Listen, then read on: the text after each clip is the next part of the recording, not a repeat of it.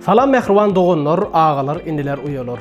Fin TV kanalımızın soru cevap sayfasına ähligede hoş gördük. Bu sayfamızda biz esas sağlık temasını ele alırız. Bugünkü soru cevap sayfamızda mihmanımız var. Bu mihmanımız Amerikanın Birleşen Ştatlarının Pennsylvania Üniversitesi, yani Penn State Üniversitesi'nin iç keseller boyunca hünermeni Çağrıoğlu ağırına geldiyiz. Doktor Çağrıoğlu gepleşigimize hoş geldiniz. Hoş bulduk, salam. Sağ olun, qadirip çağırığınız için. Hormatly tomoşaçylar, nähip bolsa bugün esasana iki temany ele alars. Sağlık bilen bağlanşykly iki temany ele alars. Birinjisi allergiya bilen bağlanşykly, adamda döreýän allergiya bilen bağlanşykly. İkinci temamız bolsa hepatit virusu bilen bağlanşykly bolar. Onu näme? Wagt ýetirmän sorulumuza başlaýas. Onu birinji sorumuzdan başlaýas. Taýin bolsaňyz doktor Çağrıoğlu. Birinji sorumuz şeýle: allergiya näme ve o näme sebäp bolýar? Allergiya aslında global bir mesele. Dünya halkının 20-30%'inde goloyunda allergiya bar. Allergiya bizim öz organizmamızın, immun sistemimizin daşadaki howpsuz maddelere karşı berýän aşy jogaby, aşy duýgurlugy. Aslında daşadan gelen zatları biz kän jogap bermän normal dursak, kämir biz allergiya bolmaýan ýöne käbir zatlara karşı bizim öz sistemimiz has aşı, has ýokary bir jogap berip duýgurluk görkezýär, şonda allergiya döreýär. Doğru. Onu allergiya esasy umuman kesitlemetin şeýle diýip biler. Ýöne allergiya näme sebäp bolýar? Meselem menne allergiya diýeli nähil ýagdaýda dörep bilýär, näme dörep bilýär? Meselem nämeler allergiya sebäp bolup bilýär? Allergiya sebäp bolan zatlara allerjen diýilýär aslında. O bular imit bolup biler, howadaky dürli howply ýa-da howpsuz maddeler bolup biler, güllerdäki, ağaçlardaky polenler bolup biler, haýwanlardaky tüýler bolup biler, ýa-da öz ýatymyzdaky bizim görmeýän kiçi bitler ýa-da mörmejekler ýa-da käwa diňe tozanyň öz hem allergiya sebäp bolup biler. Bunun esasy sebäbi bizim immun sistemimizde şo ýa-ni sana geçen maddelerimize karşı bir aşy duýgurluk. O aşy duýgurluk hemme kişide bolmaýan bilde ýöne käbir adamlarda şu aşy duýgurluk has köp bolýar.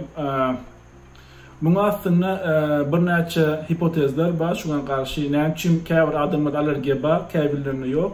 Iň esas hipotezden biri hem eger kiçikek oğullarda köp çağlar bilýär, oğullarda daşarda oýnap daşarda ulanyň çağlar şäherdäki arasy ýa-da daşardaky ýanky palçyk ýa-da tozan ýerde oynamayan çağlara göre has allergiya pes bolýar. Son hipotezden biri näme diýip aýdýar? Eger sen kiçilikden başlap daşardaky ýanky allerjenler, ýanky aýdan tozan ýa-da beýleki polenler allergiya edip biljek hemme maddelere karşı näçe ýer şolara maruz galsaň, şolara ekspoz bolsaň, sen allergiya dörenmegi hem şonça pes elýär. Şoň üçin şäherleşme ýa-da owalaşma ýerlerde hem şol allergiýa götürme ütkep bilýär. Şäherlerde allergiya köpräk bolýar, şäherde ulanan çağlarda, owalak ýerlerde ulanan çağlarda allergiya has adyrak bolýar şol sebäpli. İkinci sorumuz allergiýanyň görnüşleri bilen baglanşykly. Allergiýa näçe sany görnüşi bar? Bu arada aýdyp berseňiz. Aslında medisinada allergiýanyň 4 görnüşi bar. Type 1, 2, 3 ve 4. Birinci görnüşi anafilaktik allergiya, ikinci görnüşi köplenç type 2, type 2 ikinci görnüş cytotoxic allergiya, üçüncü görnüşi immunokompleks, bizim öz antijenlerimizden daşardan gelen antibodylerin bile kompleks eden görnüşi. Dördüncü görnüşi olsa köplenç T-sellerin üstübilen, yani bizim öz immun sistemimizdeki T öcükleri, T-sellerin üstübilen döreyen reaksiya. Şu dört görnüş esası. Ýöne biraz sonra yani beýlik tarapdan aýdamyzda bir näçe görnüş bar diýip biler. Meselem imit allergiyasi, toz allergiyasi, polen allergiyasi, ondan soň latex allergiyasi esasanam da ýanky barnysy dişlerde kän görnüp bilýär. Bulardan başka da möl-möjeklere karşı alerji bolup bilýär. Meselem arça kanına käbir adamlarda reaksiýa bolman bilýär, käbir adamlarda alerji bolup bilýär. Ve buna her gün aslında bir topar goşulypdyr. Täze alergiler bir her gün täze alerji ýüze çykýar. Şondan soň bu aslında nis ulanyp gidýär. Alergiya diýilen zat doğuşdan diýdiňiz, adam doğulunda ýa bolýar diýdiňiz. Ýöne käbir alergiýalar bilişime görä soňam bolup bilýär. Meselem belli bir ýaşa ýetýär, belli bir ýaşdan soňam başlap bilýär. Onu soraw şeýle. Soň ýankaýşymyz ýalyk döreýän alergiýalar bilen baglanşykly, ikinciden hem alergiya adamdan adama geçip bilýärmi? Şu arada aýdyp berseňiz. Ha, birinci soru, birinci soru alergiya soň dörep bilýärmi? Ya dörýär, nähilek dörýär. Aslında alergiya ýa aýdyşym ýaly haçan ýüze çykýar, haçanna ýa alerjen, ýa alergiya sebäp bolýan maddalar ve karşı reaksiýa bolup ýüze çykýar. Eger şu madda ýok bolsa alergiya ýok. Soň her ýurdun öz tebigat ütköşik bolýar. Käwagt başga ýurtdan başga ýurda geçilende o taýdaky tebigatdaky madda kendi alergiya sebäp bolup bilýär. Ya ütköşik bir chemical bir madda tebigat bolmasa da soň meselem sen şoňa expose bolan bolsaň, sen şonu soň gören bolsaň, sana şol burnuň üstünden ýa da agzyň üstünden sana expose giýjirek bolan bolsa, şo giýjim dörep bilýär. Käbir ýagdaýlarda şuňalyk bir ýagdaý bar. Alergiýanyň simptomlarynyň ýa-da dörülmeginiň öňüni alýan esasy bir howanyň düzmi hem çyýglyk. Eger çyýglyk %20-50 arasy bolsa köplenç alergiýa eger sende baram bolsa şol kän ýüze çykmaýar. Ele sen başga bir ýurda göçden ýa-da meselem Türkmenistanyň içinden başga deňize ýakyn bir ýere göçden, deňiz meselem Mardan ýa-da Ahaldan Balkana göçende ýa Türkmenbaşa göçende o taýdaky deňizdäki howanyň berýän çyýglygy bilen sen alergiýa simptomly ýüze çykyp bilýär. Öňe sen meselem alergiýa sen özünde ýok ýalakdyr, ýöne şo çyýglyk sebäpli sen alergiýan ýüze çykýar. Şoň ýalyk ýagdaýlar hem gatykän bolýar. Hatda käwagt alergiýasy bolup, ýani çyýglygy uly beýik ýerlerde ýaşaýan adamlar başga bir gururak yer göçenlerinde, gurak yurtlara, gurak yerlere göçenlerine alergileri hem gidip bilýär, derman alman. Şo iki ýagdaý gaty uly täsir edýär alergiýa soň çykmagy ýa-da soň aýrylmagyndan. İkinci soraga zatdy adyma geçip bilýärmi? Aslında bu tem research gidip oturuyor. Biz şu adı için bilişimde göre geçip bilenok.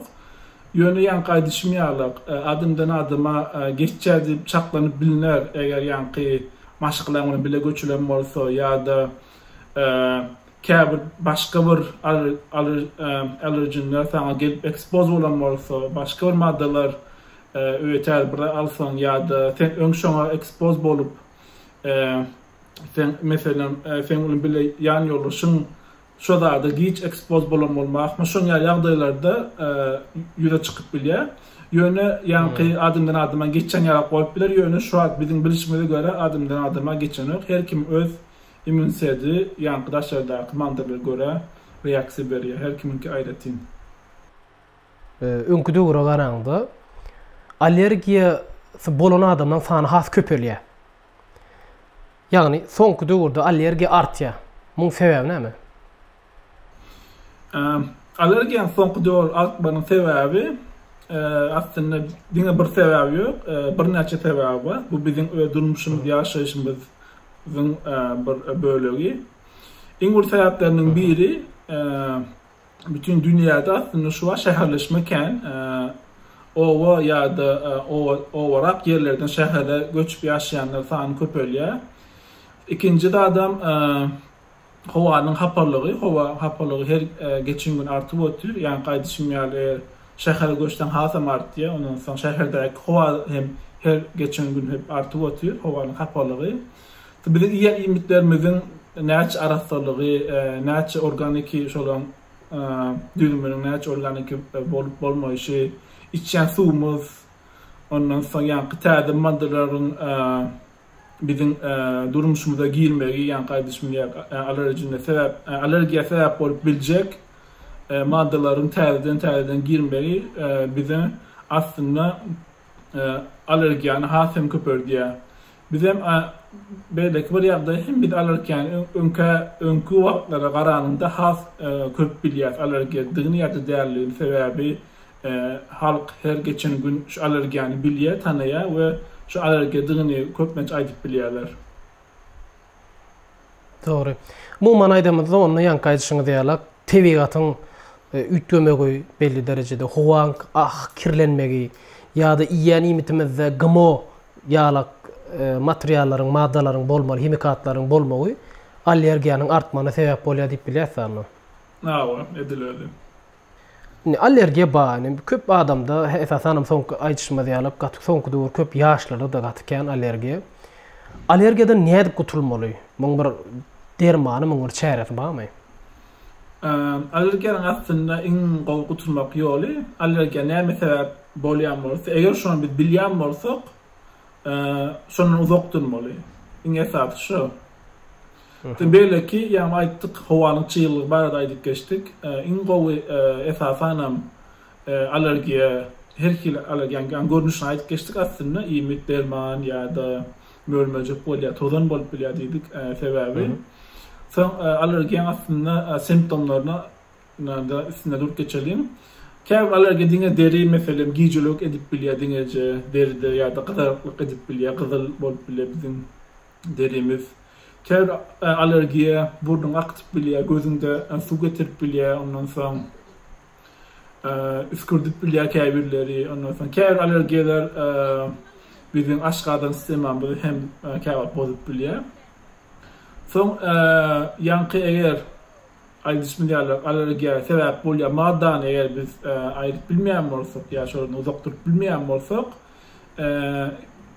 näme dip bolar? Öýde meselem ýa çyýlyk barada aýdyp geçdik. Öýe käbirde çyýlygy, öýüň çyýlygyny bize oňaryp berjek käbir zatlar bar. Meşinler var meselem humidifier ýa-da dehumidifier diýip, ýa öýüň çyýlygyny sağlap bolýar belli bir derejede. Şol iň maksady öýüňizde käniz allergiýa simptomlaryndan gutulmagy peýda edip biler. Käbir dermanlar var, esasanam steroid ýalyk, ýa immun sistemini petheldiýän dermanlar hem allergiýa simptomlaryny kömeginde ýöne bolan hiç biri allergiýany dogry şekilde aýranyp. Sebäbi allergiýany dogry aýran şu wagt içinde bir derman ýok. Diňeje simptomlaryny ýa ýüze çykýan alamatlaryny azaldyýar.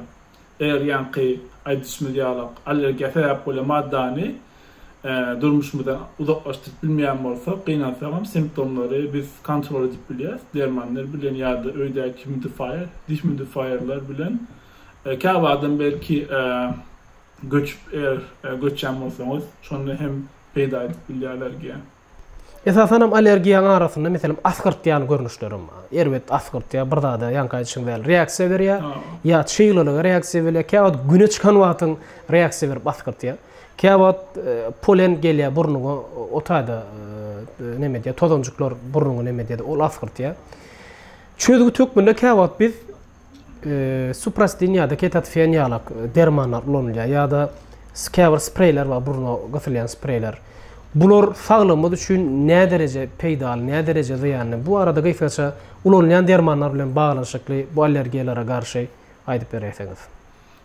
So ýanky aýdyşmy diýalak, esasanam şu simptomlary bir de kömek etjek dermanlar köpüsi iň güýçliler aslında steroid ýalak, immun sistemini petheldiýän dermanlar. Beýlekileri hem antihistamin dermanları, iki generation var. Birinci generation'da köplenç neme sebäp bolýarlar. Ukyny artdyrýarlar. Meselem demedrol ýalak, mesela aslında demedrol allergi simptomlaryna peýda edýär. Mesela giýjilik bar, giýjilik aýrýar. Ýöne ukyny getirýär. Iň esasy evet täsirlen birim şu ukyny getirýär. İkinci generation dermanlar bar, olar ukyny kän getirenloklar ýöne allergi simptomlaryny peýda edip bilýärler. Ondan sonra bir aşk adana bir diyen etip bilýär dermanlary kän ulansa. Ondan sonra Atlarını aydıp bilersiniz mesela hayti dermanlar esasen yan kaçışım diýerler ketafen ýa-da supraspinal dermanlar ukun getiren kategoriýa girýärmi? köplen şu an in ardanlar aslında ukun getirýänler birinci kategoriýadaky birinci generation dermanlar in ardanlar aslında köpüş olur. Sebäbi ikinci generation dermanlar soň çykdy we şu an intern rakama gynansaňam hemme yurtda mesela bolman biler on ýa dermanlar. O dermanın aslında zatlar ba her sene atları hatta yazsanız çıkar hayti derman hayti kategoriya giriyor deyip first generation antihistaminik mi ya da second generation mi deyip on seyredip oluyor. Yön mesela sanım zat kâver dermanların dinleyece mesela eğer burnunuza akyan olsa burnunuza sıkılan kâver dermanlar böyle steroid yağlar. Bular dinle burnunuza sıkılma sebepli kember organizmada bir sistemik bir kember elbette bolanok yöne burnunda kâve olur yani if almağına ütküdüp bilýärler çaracı ağırdıp bilýär kronik ýagdaýda ulanıp dowamly bir şekilde ulanırsa birader şu if alma peýdasy ziýan etip bilýär kâve infeksiýon köpeldik bilýär sebäbi otaýdaky bizim burnumuzdaky immün sistemi pes ediyor. Ondan sonra infeksiya birader açıqraq bolýar. Şol esasen yani second generation ikinci etap antihistaminik dermanların arasında cetirizin, köplenç, zyrtek adı bilen marketlerde ya da loratadin beýleki bir derma ikinci görünüşi bulan köplenç claritin adı bilen marketlerde görüp bilersiniz. Ya da Fexafen dediğim bolplar ya da Mucinex mesela Amerika'da İngiltere ulanyandan biri şolan. Şu üç esasen kan ulanıyor. Esasen cetirizin bile loratadin kan ulanıyor. İkinci generation dermanlar arasında. Inni esasy ýene-de iň esasy temalardan biri gepatit bilen baglanşykly. Gepatit näme? Gepatit barada umuman düşünje berseňiz we esasen saraltma diýilýän keseli bilen gepatit şoburda atmaya tapawutlar barmy? Ýa-wa, bulama uly temalardan biri aslında Türkmenistan'da ya da bütün dünyada şoňalar gepatitler ya da sarlyk. Aslında hem sarlyk keselleri gepatitler tarapyndan bolanok. Ýöne gepatitler eger ekut şekiline bolan ýagdaýynda sarlyk edip bilýär. Aslında sarlygyň esas sebäplerinden biri bagyrymyzyň bilirubini qowy artyrap bilmeýişi. Bilirubin näçilik döreýär. Bilirubin esasen gyzyl kan öjükleri belli bir ýaşa gelen soň 120 günden sonra olar aslında garrap ölýärler. Şonu ölenlerini olar bizim organizmamızda kanın damarlarının içinde ölýärler. Şonu bilirubin ýalyp kimika maddeler kana garşy. Şolar aslında bagyr tarapyndan aralanýar. Eger bagyr şonu arasırap bilmese onu sarlyk ýüze çykýar. Teýär ýanky bilirubinler bizim derimizde üç başlaýarlar, soň sarlyga sebäp bolýarlar. Sarlygyň diňe bir gepatit tarapyndan da ýa-da bagyryň beýle kim keselleri tarapyndan bolup bilýär. Bu meselem araq içmek ýa-da başga virus infeksiýalary, gepatitler aslında gepatit virusları ya da kavat, paracetamol kan ulansa, ola mesela sarlığa sebäp bolup bilýär. Şuňalar ütköşik sebäpler sarlyga sebäp bolup bilýär. Gepatitler şolaryň iň esaslarynyň biri. Gepatit viruslar hatta. Gepatit aslında gepatit diýmek, gepatit sözüniň manysy medisinada bagyryň infeksiýasy ýa-da inflamasiýasy diýmek, ýani bagyryň dogry işlemeýişi we şu da bir prosesin başlamagy.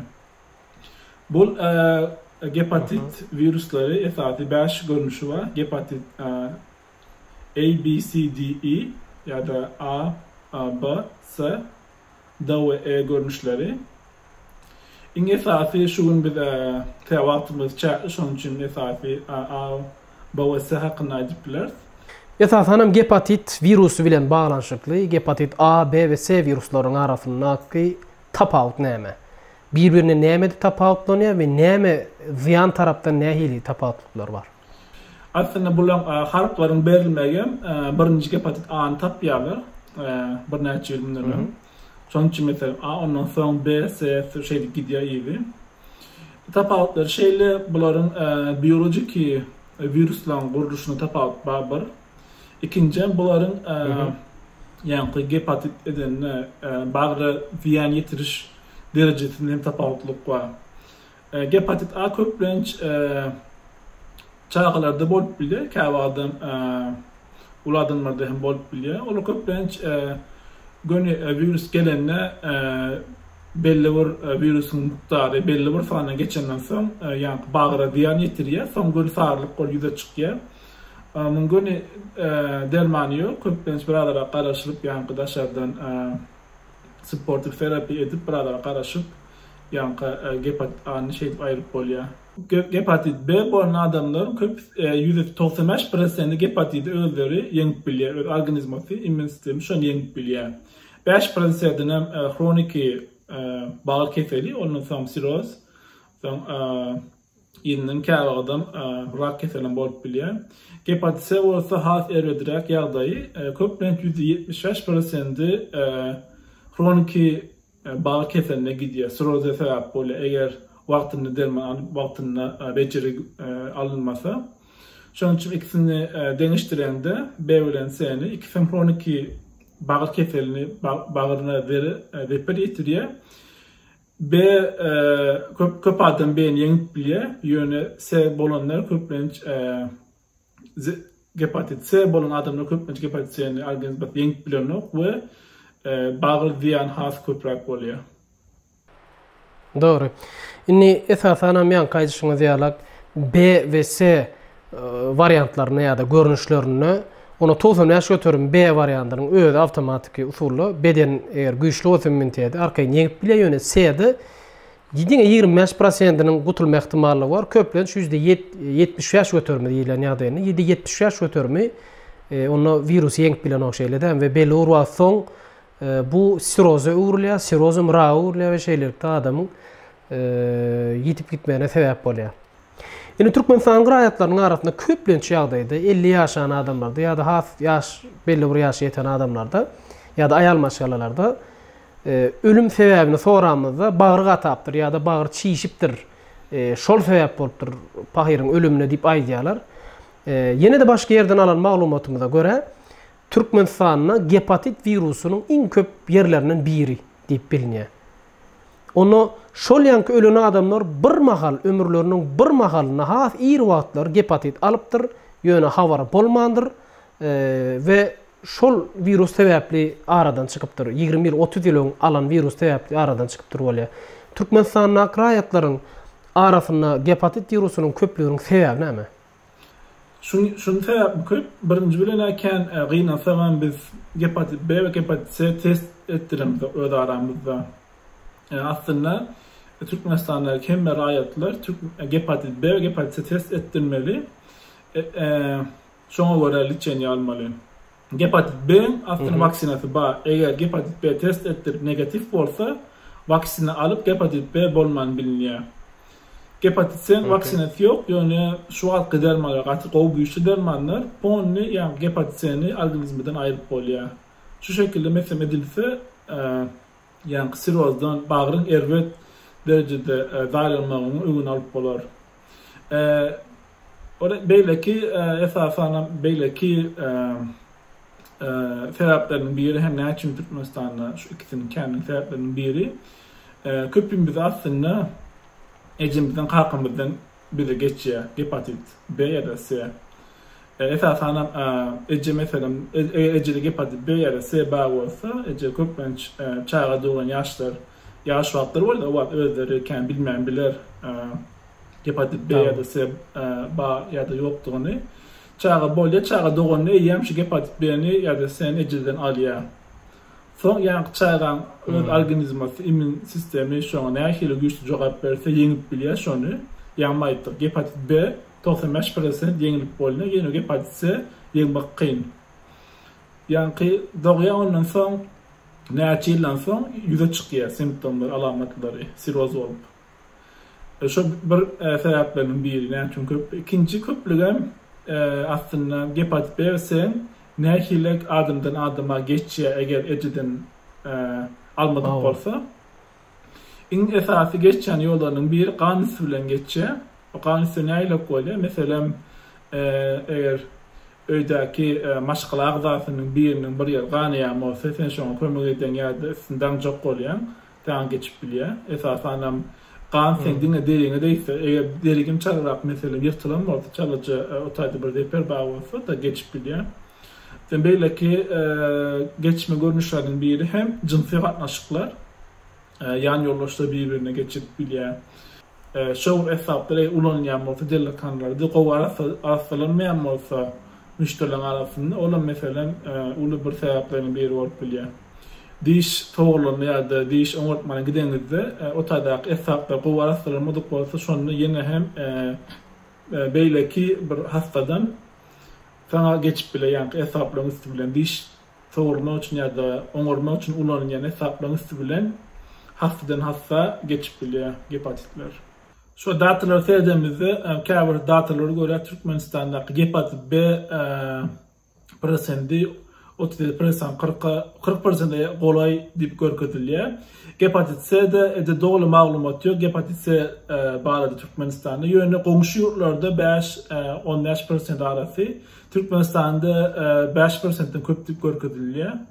Bu diýmek bolýar Türkmenistanyň aglawasyna hepatit B ýa-da C bağırma ahmal ve gynansaram eger biz buna test ettirmesek bilip bilemizok hepatit B ýa-da C bağırmaya ýokdugyny beýle eger test ettirmesek bilip bilemizok test ettirmen meselem hepatit B bilen ýa-da C bilen ýaşasak hem gynansaram 20-30 ýyl soň bağır siroz olup ölme sebäp bolýar. Şonuň üçin her kime meselem Türkmenistan esasanam başga agzalarynın birini hepatit B ýa-da C çykan bolsa, her kime gidip test etmeklerini maslahat berýär. Men bilişime görä hepatit A ýa-ni kaçyşyňyz ýalak B'de vaksina baýany sanjymy bar, arkaň gutulup bolýar ýöne sen hiç hil çözgüdi ýok diýip bilýärdim. Siz ba diýdiňiz. Nähil bejerip bolýar hepatit C-ni? Hepatit C soňky aslında 2012-2013 ýyldan bäri gowy dermanlar bar. Eklupsa ýaly, Harvoni ýaly ýa-da Zepativir ýaly dermanlar bar. Şu dermanlaryň üstü bilen 8 ýa-da 10 kepde ýagdaýa görä, haýsy dermany saýlaşynyna görä alyp ýerinden täzeden hepatit C test etdirip oturmadan görüp bolýar. Ýöne köplenç gutulup bolýar.